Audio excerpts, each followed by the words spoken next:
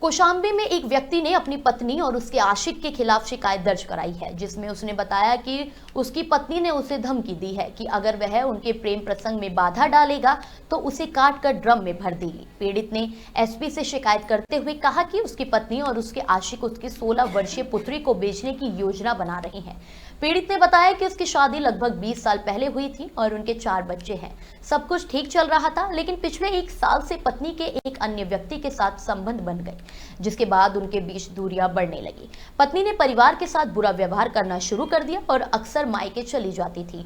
एक दिन पीड़ित ने अपनी पत्नी को उसके आशिक के साथ रंगे हाथों पकड़ लिया। उसने पत्नी को समझाने की कोशिश की, लेकिन वह मानने को तैयार नहीं थी। आपको बता दें कि 27 मार्च की रात को पत्नी का आशिक चोरी छिपे उसके घर में दाखिल हुआ और अवैध संबंध बनाने लगा। जब पीड़ित ने उसका विरोध किया तो पत्नी और उसके आशिक ने मिलकर उसकी पिटाई कर दी और उसे 50,000 रुपए की मांग करते हुए धमकी दी कि अगर पैसे नहीं दिए तो उसे जान से मार देंगे। पीड़ित की शिकायत पर पहुंची पुलिस ने आरोपी को थाने बुलाने की कोशिश की, लेकिन वह बेरंग लौट गई। इसके बाद पत्नी अपने 2 बच्चों और घर में रखे जेवरात के साथ अपने आशिक के साथ फरार हो गई।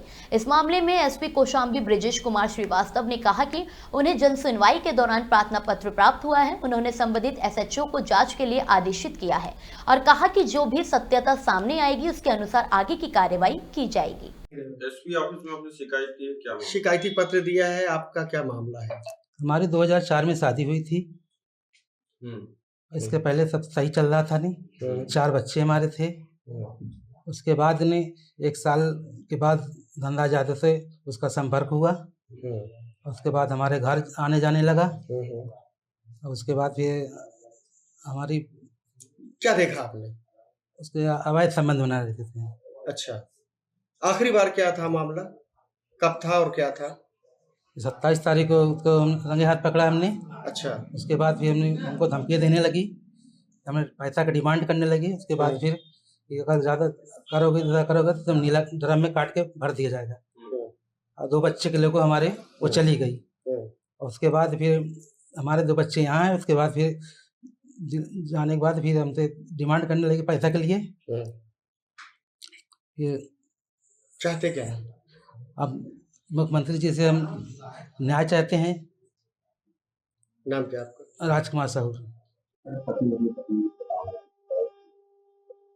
जन सुनवाई में ये प्रार्थना पत्र प्राप्त हुआ है। इस पर थानाध्यक्ष कोखराज को जांच करके समुचित धाराओं में अभियोग पंजीकृत करने के लिए कहा गया है और इसमें जो सत्यता है इसके आधार पर हम कड़ी कार्रवाई करेंगे। इन समस्त बिंदुओं पर जांच के लिए कहा गया है और मुकदमा पंजीकृत करने के लिए कहा गया है। इसमें बहुत शीघ्र हम लोग कार्रवाई करेंगे।